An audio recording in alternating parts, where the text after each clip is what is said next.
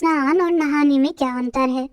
एक बार देवी सत्यभामा ने देवी रुक्मणी से पूछा कि दीदी, क्या आपको मालूम है कि श्री कृष्ण जी बार बार द्रौपदी से मिलने क्यों जाते हैं? कोई अपनी बहन के घर बार बार मिलने थोड़ी ना जाता है। मुझे तो लगता है कि कुछ गड़बड़ है। ऐसा क्या है जो बार बार द्रौपदी के घर जाते हैं?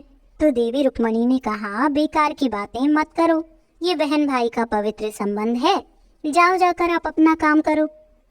ठाकुर जी सब समझ गए और कहीं जाने लगे तो देवी सत्यभामा ने पूछा कि प्रभु, आप कहाँ जा रहे हो? ठाकुर जी ने कहा कि मैं द्रौपदी के घर जा रहा हूँ। अब तो सत्यभामा जी और बेचैन हो गईं और तुरंत देवी रुक्मणी से बोली, देखो दीदी, फिर वही द्रौपदी के घर जा रहे हैं। कृष्ण जी ने कहा कि क्या तुम भी हमारे साथ चलोगी? तो सत्यभामा जी फौरन तैयार हो गईं और देवी रुक्मणी से बोली कि दीदी, आप भी मेरे साथ चलो और द्रौपदी को ऐसा मजा चखा के आएंगे कि वो जीवन भर याद रखेगी।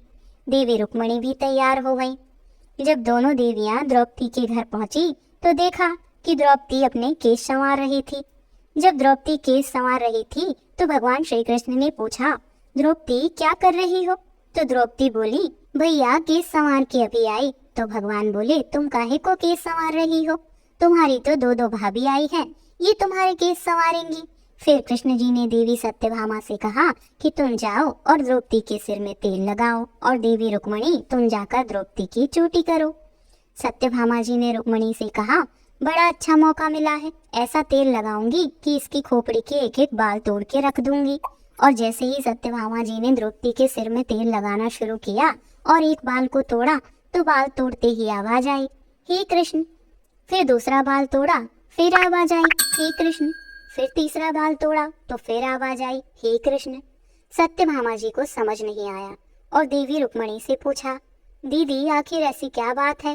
द्रौपदी के मस्तक से जो भी बाल तोड़ती हूँ तो कृष्ण का नाम क्यों निकल कर आता है? रुक्मणी जी बोली, मैं तो नहीं जानती। पीछे से भगवान बोले, देवी सत्यभामा, तुम देवी रुक्मणी से पूछ रही थी कि मैं दौड़ दौड़ कर इस द्रौपदी के घर क्यों जाता हूँ? क्योंकि पूरे भूमंडल पर, पूरी पृथ्वी पर कोई संत, कोई साधु, कोई सन्यासी, कोई तपस्वी, कोई साधक, कोई उपासक ऐसा नहीं हुआ जिसने एक दिन में 3.5 करोड़ बार मेरा नाम लिया हो। और द्रौपदी केवल ऐसी है जो एक दिन में 3.5 करोड़ बार मेरा नाम लेती है, प्रतिदिन स्नान करती है, इसलिए इसके हर रोम में कृष्ण नजर आता है और इसलिए मैं रोज इसके पास आता हूँ। इसे कहते हैं स्नान, जो देवी द्रौपदी प्रतिदिन किया करती थी। और हम जो हर रोज साबुन, शैम्पू और तेल लगाकर अपने तन को स्वच्छ कर लिया, इसको केवल नहाना कहा गया है। स्नान का मतलब है हमारे शरीर में 3.5 करोड़ रोम छिद्र है। जब नारायण से पूछा गया ये 3.5 करोड़ रोम छिद्र कर्मों के दिए गए हैं तो नारायण ने कहा, जब मनुष्य 3.5 करोड़ बार भगवान का नाम ले लेता है तब जीवन में एक बार उसका स्नान हो पाता है। इसको कहते हैं स्नान। श्री कृष्ण का नाम जब तक जपते रहिए जब तक 3.5 करोड़ बार भगवान का नाम न जप लें।